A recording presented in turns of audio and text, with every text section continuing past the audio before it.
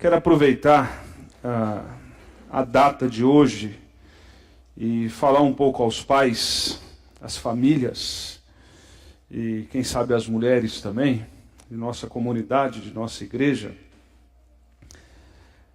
Eu queria convidar os irmãos a abrirem as suas Bíblias em 1 Samuel, capítulo 2.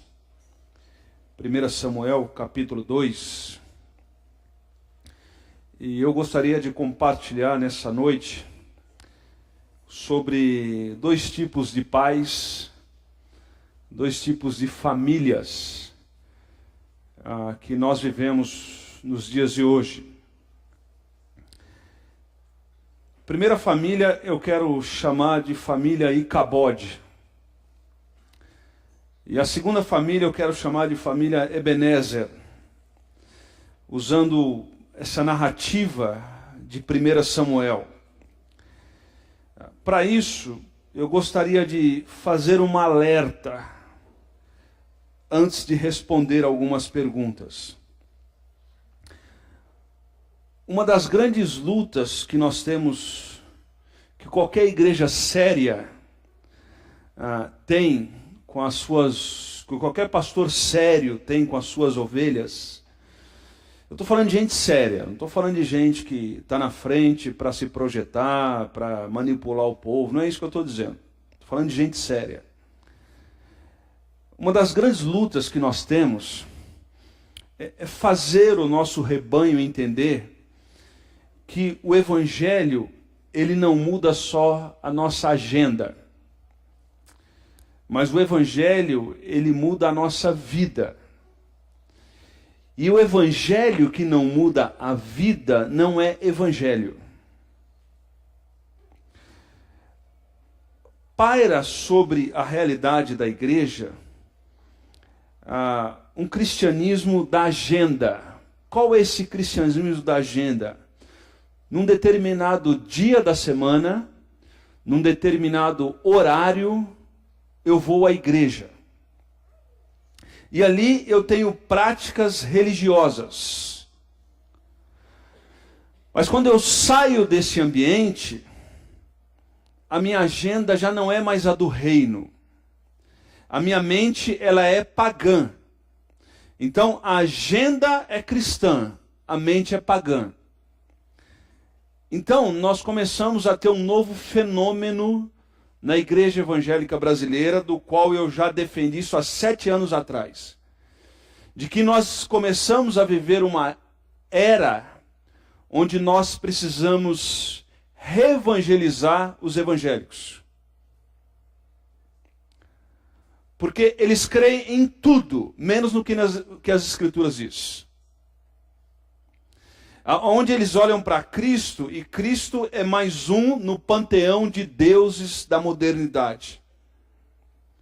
Então, são crentes incrédulos. São cristãos com mente pagã.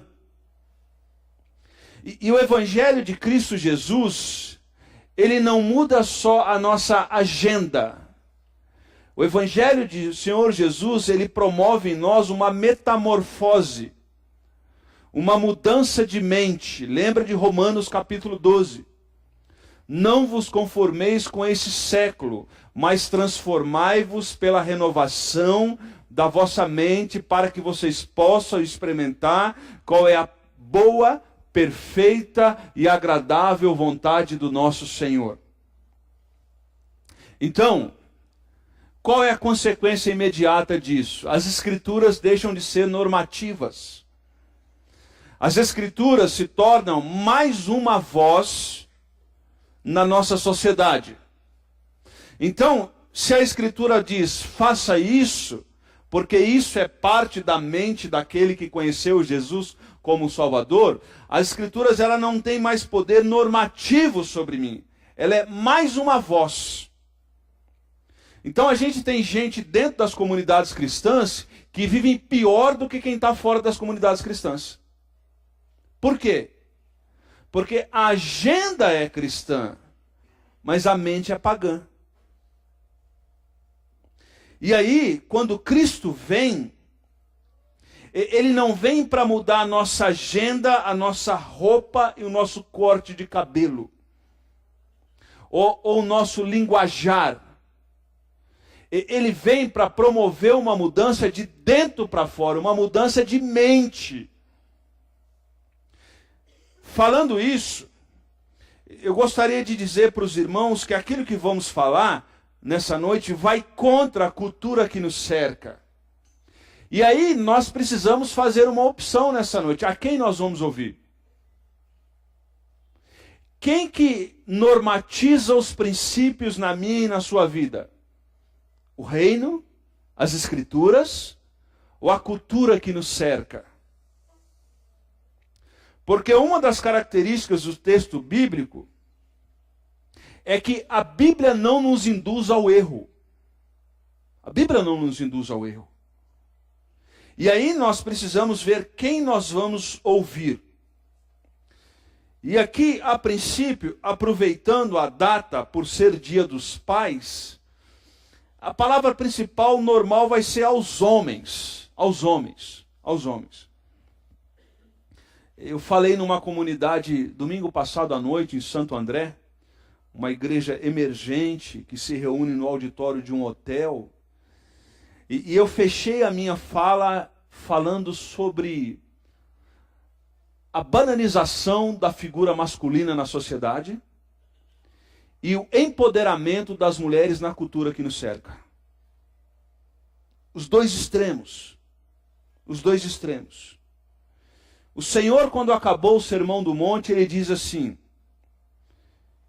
ele ilustra dizendo as seguintes palavras, que dois personagens, um prudente e um insensato. E ele diz assim, quem ouve as minhas palavras é como o homem prudente que construiu a sua casa sobre a rocha. Vieram ventos e tempestades e a sua casa permaneceu em pé. Mas quem não ouve as minhas palavras é como um homem insensato, onde veio vento e tempestades, e foi grande a sua queda, porque a sua casa não estava construindo sobre a rocha. E o que é a rocha naquele texto? É o que Jesus acabou de ensinar em Mateus 5, 6 e 7. Os ensinamentos a partir do Cristo. Do Cristo. Dito isso, eu quero olhar para Samuel com os irmãos. E vocês conhecem a história de Samuel. Samuel, a tradução do termo Samuel é eu pedi ao Senhor. Vocês sabem da história onde Ana era estéril e o seu marido Eucana tinha uma outra mulher. Lembra que o texto que nós estamos lendo, Samuel, é uma narrativa histórica. Não é um livro doutrinário. Então, Samuel, ele não tem como propósito dizer se a poligamia era certa ou errada. Ele está narrando a história. E como todo casamento onde terceiros são envolvidos, e principalmente nesse caso a poligamia, que não é da vontade de Deus, Ana sofria com o deboche de Penina, porque culturalmente, em Israel, culturalmente, isso não é um princípio bíblico, é culturalmente, uma mulher que não pudesse dar filhos ao seu marido, ela era tida como uma mulher amaldiçoada. E é interessante como que os personagens na Bíblia, no Antigo Testamento, gostavam de mulher estéril. Leia o texto. E é impressionante como no Antigo Testamento, onde o Senhor Deus reverte o ventre da mulher e dá filhos a essas mulheres de maneira sobrenatural. É impressionante. E o livro de Samuel, ele é um livro que nós entendemos que ele é um livro de contrastes. Onde o versículo principal da narrativa de Samuel é que o homem vê o exterior, mas Deus vê quem? Lembra da narrativa quando Saul é reprovado rei, Davi é reconhecido rei, e ali o profeta Samuel, Deus não vê como vocês veem. Deus vê o coração, o homem vê o exterior, mas Deus vê. E agora a narrativa do início de Samuel é um contraste entre Samuel e os filhos de Eli, Ofni e Finéias. E há um contraste entre duas situações que acontecem. A primeira situação que acontece é aquilo que é chamado Icabode, onde é traduzido no texto como foi-se a glória do Senhor. E um pouco mais à frente, há uma palavra onde eles colocam pedras sobre no lugar, e ali eles constroem uma espécie de memorial, onde diz Ebenezer, até aqui o Senhor nos ajudou. Então, nenhuma parte do texto, uma família vive o Icabode. A glória do Senhor foi embora da vida daquela família. Daqui, 1,5 capítulo, 2 capítulos na frente, Ebenezer, até aqui o Senhor nos ajudou. Então, a narrativa começa falando sobre os filhos de Eli. 1 Samuel capítulo 2, a partir do verso 12, diz assim: os filhos de Eli eram ímpios, não se importavam com o Senhor, nem cumpriam os deveres de sacerdote para com o povo. Sempre que alguém oferecia um sacrifício, o auxiliar do sacerdote vinha com um garfo de 3 dentes. Enquanto a carne estava cozinhando, ele enfiava o garfo na panela, ou a travessa, ou o caldeirão, ou caçarola, e o sacerdote pegava para si o que vinha no garfo. Assim faziam todos os israelitas que iam em Siló.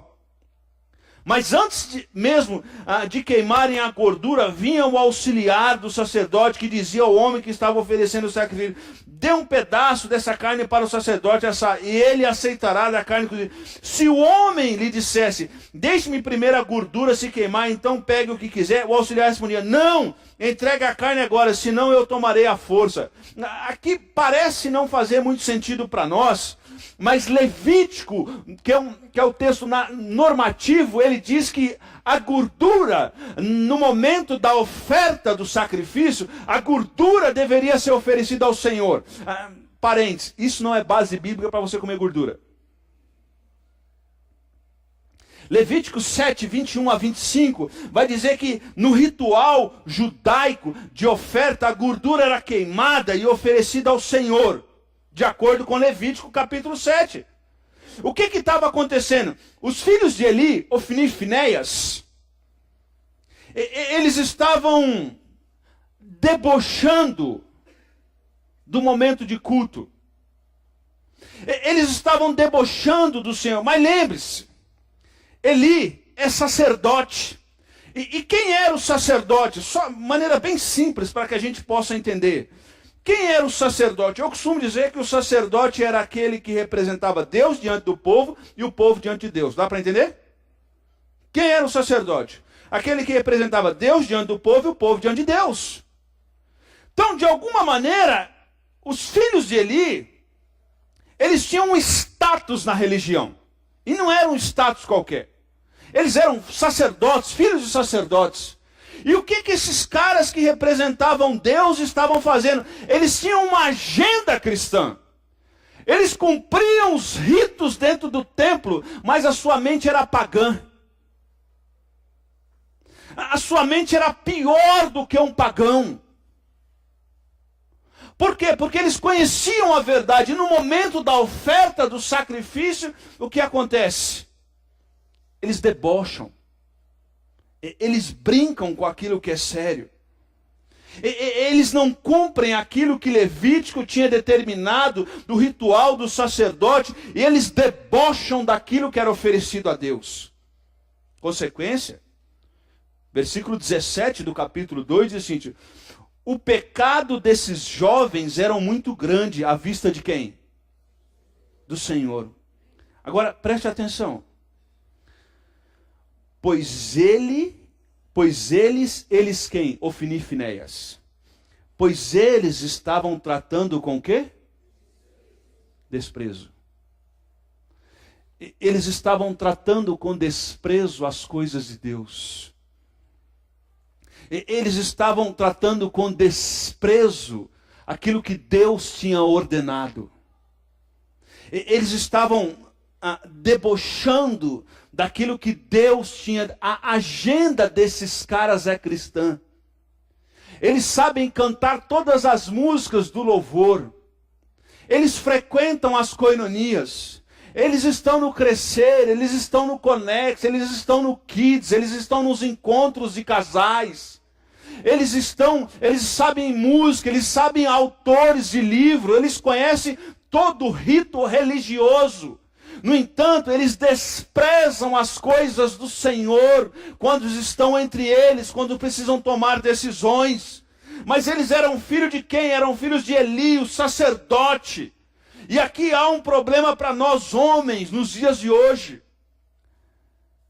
Muitos de nós homens estamos extremamente preocupados com o que falam dos nossos filhos. Mas nós deveríamos nos preocupar com o que Deus acha dos nossos filhos. Nós não temos que nos preocupar se a agenda dos nossos filhos é cristã. A nossa preocupação é se a mente deles é cristã.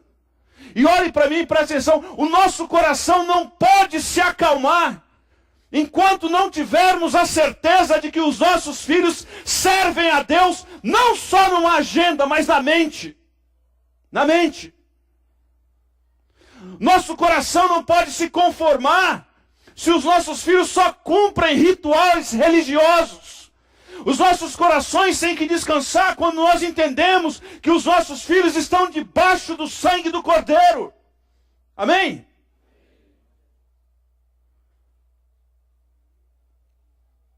Há muito bebê na nossa igreja.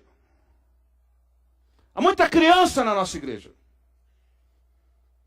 Eu estava ouvindo um dia um desses autores famosérrimo, e ele estava dizendo que igreja tem muita criança, é igreja bíblica. Até hoje eu não achei base na Bíblia para isso.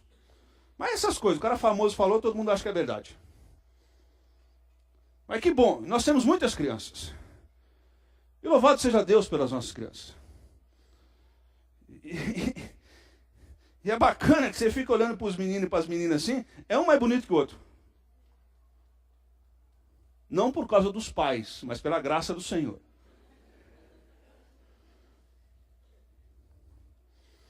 E é normal a gente sonhar um futuro bom para os nossos filhos, amém? É normal. É justo planejarmos coisas grandes, é justo, irmãos. É justo trabalhar para que os nossos filhos frequentem uma boa escola, para que tenham uma boa... É justo, irmãos. E não abra mão disso, é justo. É justo. É justo termos filhos bem comportados, que sejam educados com... É justo, irmãos, é justo. Mas o nosso coração não pode se acalmar enquanto não tivermos a certeza que os nossos filhos estão debaixo do sangue do Cordeiro. Amém? Amém, irmãos? E aí você que os seus filhos ainda não estão debaixo do sangue do Cordeiro, nós vamos dobrar o nosso joelho. Porque, deixa eu dizer, por mais que a gente faça programas para alcançar os jovens, por mais que a gente faça reuniões para alcançar os jovens, se o Espírito Santo de Deus não convencer os nossos jovens do pecado, da justiça e do juízo, eles não reconhecerão o Senhor como Salvador. E aí sabe qual é o problema? A agenda deles vai ser cristã, mas a mente vai ser pagã. Então, eu não quero levar tribulação para a tua casa essa noite. Mas como pastor, eu quero levar esperança e exortação. E o meu e o seu coração não pode dormir em paz enquanto todos os nossos filhos não estiverem debaixo do sangue do Cordeiro. E aqui eu quero plagiar um pastor. Esse pastor diz o seguinte, que Deus não nos deu filhos para povoar o inferno. Deus nos deu filhos para povoar a Nova Jerusalém. Amém? Esse é o caminho. Portanto, Samuel faz um contraste. E no versículo 17, enquanto os filhos de Eli, Ofni e Finéias estão aprontando na igreja, no versículo 18 diz assim, Samuel, contudo, ainda menino, ministrava perante...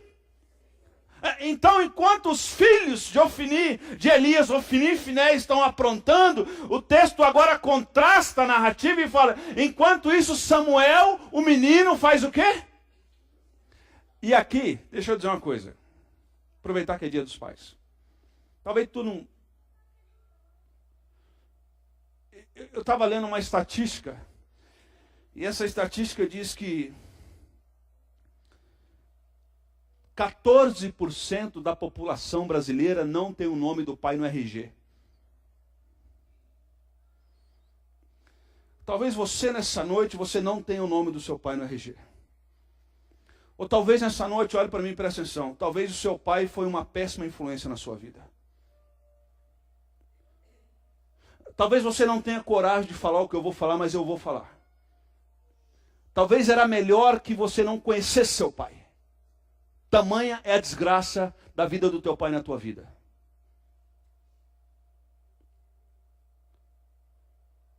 Samuel não teve um pai que foi uma maldição na sua vida.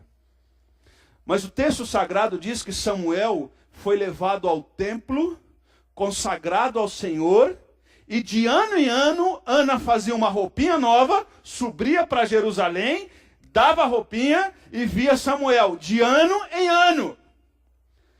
Samuel cresceu sem a presença do seu pai. Mas mesmo sem a presença do pai, o texto sagrado diz que Samuel, ainda novo, fazia o que no templo? Ministrava. Estão entendendo o que eu estou dizendo? A cultura que nos cerca diz, se você não teve pai, ou seu pai não foi um bom exemplo, você vai ser um péssimo exemplo. Mas o Evangelho de Jesus não diz isso. O Evangelho mostra, através dessas histórias e princípios, que por mais que você tivesse uma vida difícil, mau exemplo, ou ausência paterna, o Evangelho pode mudar a sua história. O Evangelho pode fazer nova todas as coisas. O Evangelho pode te dar referencial em Jesus. Talvez você foi ceifado naquela fase. Talvez você não teve aquilo. Talvez você teve péssimos exemplos. Mas está aqui Samuel, alguém que não teve a síndrome de Gabriela.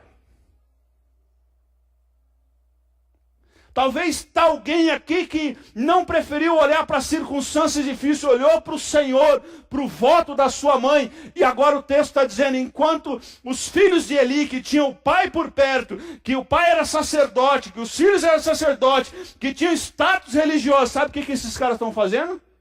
Tratando com desprezo as coisas do Senhor. E Samuel, que tinha tudo para crescer traumatizado, longe da mãe, dentro do templo, com todas as neuras pós-modernas, sabe o que esse moleque está fazendo ainda muito novo? Servindo ao Senhor no templo. Sabe o que isso quer dizer? Que o meio que nós vivemos pode até nos influenciar, mas o meio que nós vivemos não determina o nosso caráter. O que determina o nosso caráter é o quanto nós ouvimos da voz de Deus e o quanto nós queremos viver do Evangelho de Jesus Cristo a cada dia. É isso que determina. A esquerda brasileira, esse bando de louco que está aí, está dizendo, se você é negro, se você é pobre, se você é analfabeto, você está condenado ao bandidismo. Olha, irmãos. O que tem desse tipo de gente que eu conheço, que é gente de caráter, que é gente trabalhadora, amém? Que é gente que cresce na vida, que é gente que luta. Não. O grande desafio aqui para nós homens, para a nossa família, é que não só a agenda da nossa família possa ser evangélica, mas que a mente da nossa família possa ser uma mente cativa a Cristo, amém? E você não pode descansar. Você não pode descansar, enquanto isso não for uma realidade na sua vida. Samuel, contudo, verso 18, ainda menino ministrava perante o Senhor. Verso 22, Eli, Eli, os pais dos dois meninos lá, que estavam aprontando, a dupla sertaneja evangélica lá, Ofni e Finéias, o texto diz assim, verso 21, o Senhor foi bondoso com Ana, Ana mãe de Samuel. Ela engravidou e deu à luz a... Então, para quem não tinha nada, agora o que ela tem? 3, 5, com Samuel, 6. E olha o que o texto diz com contraste. Enquanto isso, o menino Samuel fazia o quê? Crescia. Crescia no quê? Na presença do Senhor. Agora olha o contraste de novo. Eli, já bem idoso, ficou sabendo de tudo que seus filhos faziam. A todo Israel, e o que eles se deitavam com mulheres, serviam junto à entrada do tenda do encontro. Os caras estão indo para a igreja, e você sabe o que os filhos de Eli estão fazendo no estacionamento da igreja? Dentro dos carros? É isso mesmo que você está pensando. Estou parafraseando. É isso mesmo. E possivelmente alguns com a mente cauterizada e a agenda cristã, não, eles fazem isso porque eles são homem. Homem tem que fazer isso mesmo. Como eu ouvi, com perdão da palavra, uma pessoa que se diz evangélica dizendo, não, homem é assim mesmo, homem é pegador. Homem revestido pelo capeta. Porque o homem revestido pelo Espírito Santo de Deus, ele respeita a mulher, amém? Ele respeita. Ele sabe que a mulher não é para ser pegada, a mulher é para ser amada, protegida e apresentada diante do Senhor, santa, imaculada, sem ruga, assim como Cristo apresenta a igreja de Jesus Cristo. Amém? No reino de Deus, a mulher não é frase para funk de fruta. No reino de Deus, a mulher é tratada em Provérbios, em Cantares de Salomão, como Salomão diz, eu sou da minha amada, e a minha amada ela é tratada como amada, e não como mulher fruta. A cultura que nos cerca, que quer elevar a posição da mulher, trata a mulher como fruta. Sabe como é que a Bíblia trata a mulher? Quem achou uma mulher sábia, achou um grande tesouro. Sabe como a mulher é tratada na Bíblia? Como um grande tesouro. E a palavra tesouro hebraica ali usada em Provérbios diz rubi. O maior tesouro que possa existir, mulher é comparada como o maior tesouro que possa. A cultura que nos cerca trata a mulher como fruta, para ser degustada. A Bíblia trata a mulher como uma joia. Joia. Joia.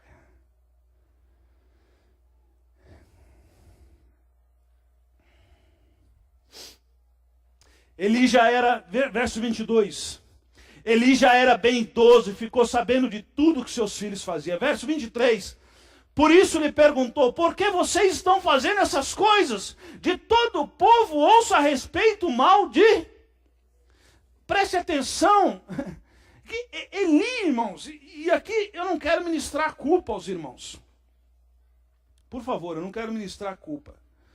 Porque de vez em quando eu me pego nessa rotina também. Eu me pego nessa rotina também. Mas preste atenção que ele não tinha tempo com seus filhos. Ele fica sabendo. Então, no Facebook da época, correu que os filhos de Eli estavam aprontando. O que eles estavam fazendo? Eles estavam brincando na hora do sacrifício. As meninas da igreja, eles estavam agarrando tudo quanto é menina da igreja, ficando, o termo hoje não é ficar mais, né? É um outro, eu não sei qual que é.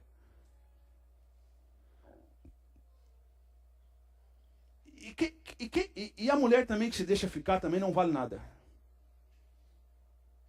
Porque a mulher que entende que ela é a imagem e semelhança de Deus e tem valor, ela não se vende por qualquer prato de lentilha. Então, ele fica sabendo. Ele é bonachão. E aí, há um problema aqui da banalização do homem. E o empoderamento feminino. Homens, pais. Olha o que Eli fala para os seus filhos, Ofni e Finéias, verso 24. Não, meus filhos, não é bom que escuto se espalhando entre o povo do Senhor.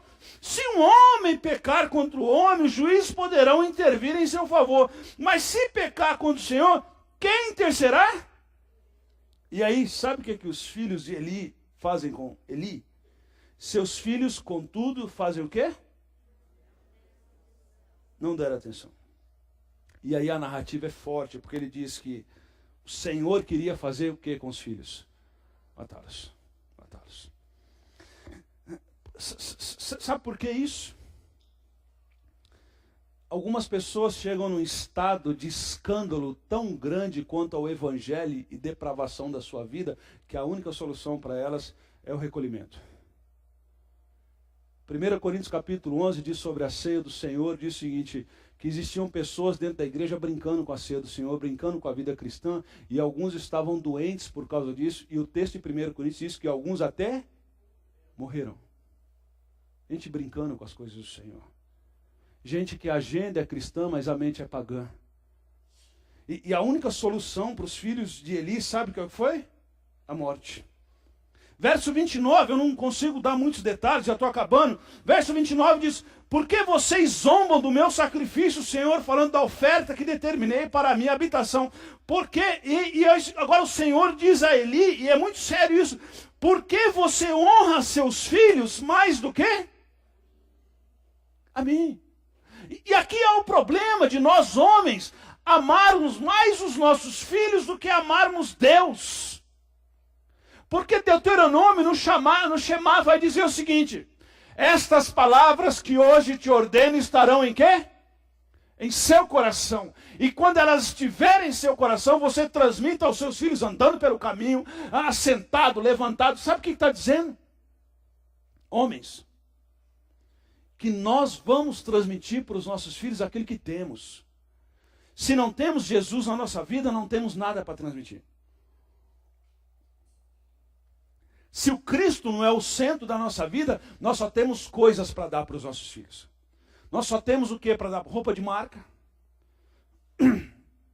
diversão.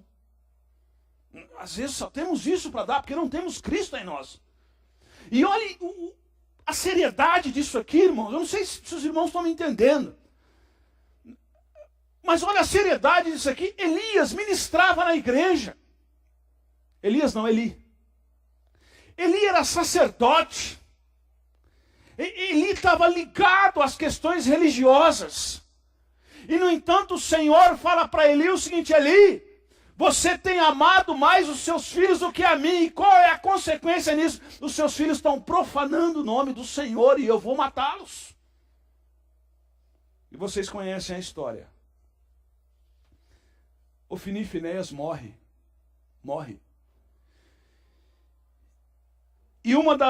E a esposa de Finéias está grávida. E eles morrem quando a Arca da Aliança é tomada. E o que era a Arca da Aliança? A Arca da Aliança era o símbolo da presença de Deus. E dentro da Arca da Aliança tinha o cajado de Moisés, o maná e as tábuas da lei.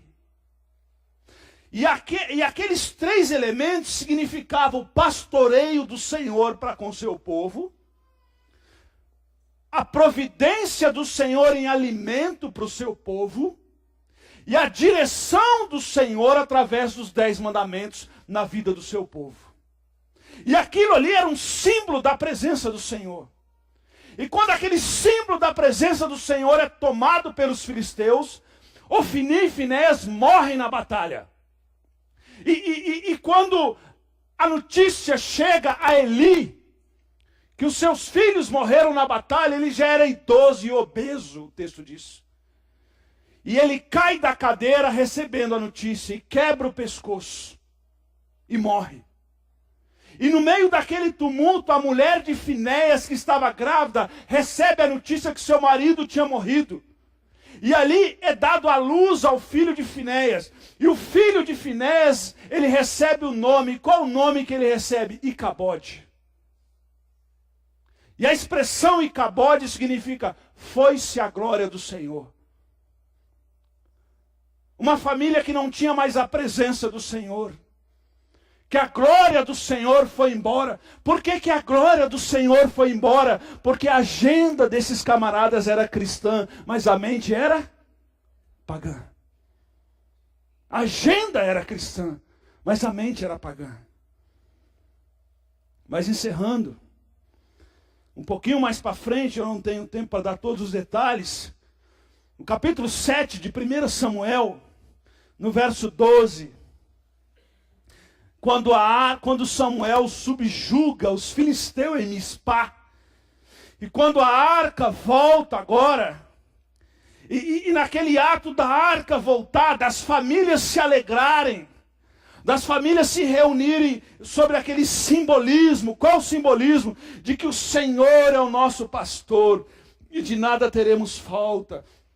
Com seu cajado ele nos conduz, ele cuida de nós. E com aquele simbolismo do maná, que o Senhor providencia todo o necessário para cada um de nós. Não só providencia, mas o Senhor dá a lei. O Senhor nos dá rumo. O Senhor dá um GPS. O Senhor diz aonde temos que ir, como que temos que ir, porque Ele vai cuidar de nós. E agora, quando esse simbolismo volta para Israel, que é tomado da mão dos filisteus, depois vocês podem ler a história, em 1 Samuel capítulo 7, versículo 12, então Samuel pegou uma pedra, ergueu em Mispá e Sem, e deu-lhe o nome de quê? Dizendo o quê?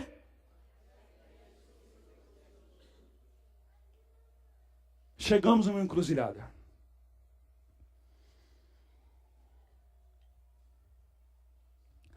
Eu não tenho dúvida nessa noite que o Senhor tem pastoreado as nossas famílias. Eu não tenho dúvida de que o Senhor tem dado maná na nossa casa. Tem suprido todas as nossas necessidades. Eu não tenho dúvida de que o Senhor tem dado direção pela palavra dele a cada um de nós. Nós chegamos numa encruzilhada e eu queria orar contigo. Nossa família será marcada por Icabode. Foi-se a glória do Senhor. A nossa família será marcada com Ebenezer. Até aqui o Senhor nos ajudou. Qual é a maior preocupação que temos? Em termos filhos bem-sucedidos para que os outros os aplaudam e diz, vocês são bons para educar filhos. Ou a nossa maior preocupação é que a nossa família esteja debaixo do sangue do Cordeiro. A sociedade que nos cerca estão valorizando Icabode, a glória do Senhor tem ido. 15% dos casamentos evangélicos estão acabando em divórcio. A vida média de casamentos no meio evangélico tem sido de 15 anos. Homens que têm aberto mão do papel e mulheres que têm aberto mão do papel. Filhos que têm aberto mão do papel. Qual é a consequência no reino de Deus? Icabode, a glória do Senhor se foi. Tem gente vivendo a vida familiar dentro da igreja com a glória de Deus longe. E nessa noite nós precisamos pedir, Senhor, volta com a sua glória, porque até aqui o Senhor tem nos ajudado e nós não queremos banalizar as coisas do Senhor. E se o Senhor disse que devemos permanecer, vamos lutar para permanecermos juntos numa cultura descartável. Numa cultura onde tudo é descartável, relacionamentos são descartáveis. Os Estados Unidos soltou uma pesquisa há pouco tempo numa fundação que cuida de família, de um grande autor americano, e ele estava dando as cinco razões de divórcios nos Estados Unidos. E entre as 5, eu achei assim absurdo que discordâncias financeiras, animal de estimação, rede social, estão entre as 5 primeiras causas de separação. Irmãos, quem nós vamos ouvir? Quem nós vamos ouvir? Se formos ouvir a cultura que nos cerca, sua família será marcada por Icabode. Se decidirmos ouvir a voz de Deus, a nossa família será marcada por Ebenezer, até o que o Senhor nos ajudou. E olhe para mim, presta atenção, homem, macho alfa. Se você tem dúvida, não olhe para mim.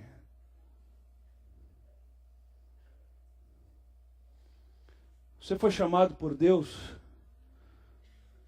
não para ser famoso e ter dinheiro. Você foi chamado por Deus para cuidar desse pequeno rebanho que Deus colocou debaixo da sua responsabilidade, chamado mulher e filhos. Então preste atenção no que eu vou dizer. Isso não é motivo para você não acordar amanhã e não trabalhar. O teu primeiro chamado não é para o sucesso. O teu primeiro chamado não é para ter sucesso do portão para fora.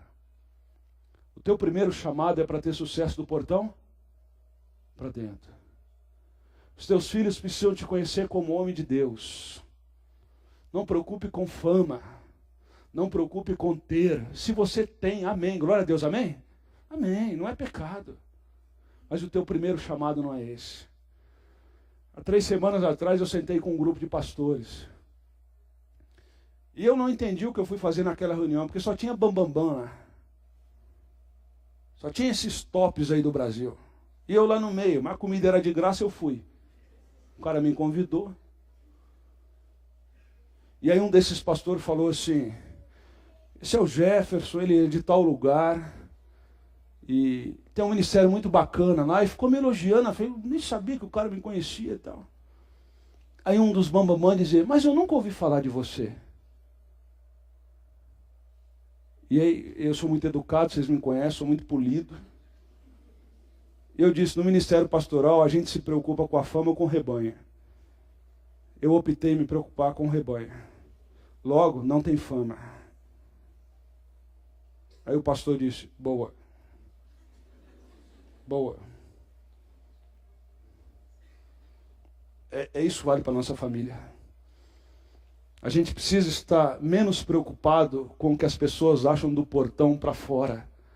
E precisamos estar mais preocupados com o que Deus acha do portão para dentro. Amém? Está entendendo? Qual o maior legado que você, queridão, pode deixar para os teus filhos? Amar essa mulher que está do teu lado. Homens que cuidam da mãe dos seus filhos com zelo, amor, carinho e dedicação, a consequência está na segurança que os filhos terão. Mas isso é por mês da família. Vou chegar lá. O que eu queria dizer para vocês nessa noite é que nós precisamos nos preocupar muito mais com o que Deus acha da nossa família do que os outros acham. Porque se nós estivermos preocupados com o sucesso da nossa família do portão para dentro, para fora, a nossa maior preocupação será em ser popular, em dar coisas, em ser bacana, ser como Eli. E Deus me livre um dia ouvir de Deus que os meus filhos são pedra de tropeço na vida de outros e o Senhor vai ceifar a vida deles porque é a única solução. A minha oração é que dentro da minha casa, a minha casa possa ser marcada por Ebenezer. Até aqui o Senhor nos ajudou. Meninos de nossa igreja. E quem eu vou chamar de menino? Quem não casou. Talvez você não teve uma referência boa dentro da sua casa. Talvez você vai ser a primeira geração que vai fazer diferente na sua casa. Mas preste atenção e olhe para mim. Deus está lhe dando a oportunidade nessa noite de que no futuro a sua família possa ser marcada por Ebenezer. Amém? Amém? Ebenezer. moças de nossa igreja que um dia casarão e espero que case. Olhe para rapazes que estão muito mais preocupados com o Ebenezer do que com o Icabode. Você que foi casado e não está mais casado, que talvez errou ou foi fruto do erro de outros. Samuel é um bom exemplo. A graça do Senhor vai ser com você. Agora preste atenção e olhe para mim, preste atenção. Vai, não peques mais. Não repita o erro. Não repita o erro. Porque uma separação é como mutilar parte do corpo. Você não sente mais a dor daquele momento que foi mutilado. Mas não existe mais. Você não sente a dor, mas tem a memória. E aquilo dói demais. Construa a sua história não a partir dos princípios da cultura que nos cerca, mas construa a sua história a partir do Ebenezer. Até aqui o Senhor nos ajudou. E se eu errei lá atrás, eu vou depender da graça do Senhor, da misericórdia do Senhor para reconstruir a minha história e vou fazer diferente, porque o Senhor é capaz de fazer nova todas as coisas, todos os dias. Aproprie-se da graça do Senhor. Pare de querer vingar-se dos outros. Quem quer vingar dos outros é como aquele que toma veneno e quer que o outro morra. Mas para você que acha que eu estou exagerando nessa noite e que não está levando isso a sério, cuidado. Porque Deus é misericordioso. Mas um dia a misericórdia do Senhor acaba. Acaba. Acaba. Eu tinha um amigo. Tenho poucos amigos. Poucos. Mas eu tinha um amigo de infância. E a fala dele, ele era bonitão. Ele era o mais bonitão de todos. Nós éramos em 4. Ele era o mais bonito. Ele tinha cabelo liso. Eu sempre quis ter cabelo liso. Falava bem. Aonde a gente ia nos acampamentos, as meninas ficavam impressionadas com ele. Mas ele era o espertalhão. Ele era o Finifinéias. O Senhor o levou. O Senhor o levou. O Senhor o levou. E falando com outro amigo, nós concluímos que ele escandalizou tanto o reino de Deus, que era melhor que o Senhor o chamasse. Deus nos deu filhos para povoar a nova Jerusalém e não o inferno. Se pudermos dar coisas para os nossos filhos boas, daremos. Mas essa não é a nossa missão. A nossa missão é que os nossos filhos possam estar debaixo do sangue do Cordeiro. Porque nenhum sucesso na vida compensa o fracasso no lar. E se a sua história um dia teve algum fracasso, submeta-se à cruz de Cristo. Aproprie-se da graça que há no Senhor Jesus Cristo e reconheça que Ebenezer, até aqui o Senhor tem. E que Icabode possa ser repreendida em nossa história. E de que na nossa família não haja espaço para foi-se a glória do Senhor. Para que na nossa família haja espaço para a glória do Senhor. Para a glória do Senhor. Vamos orar e vamos pedir a graça do Senhor sobre nós.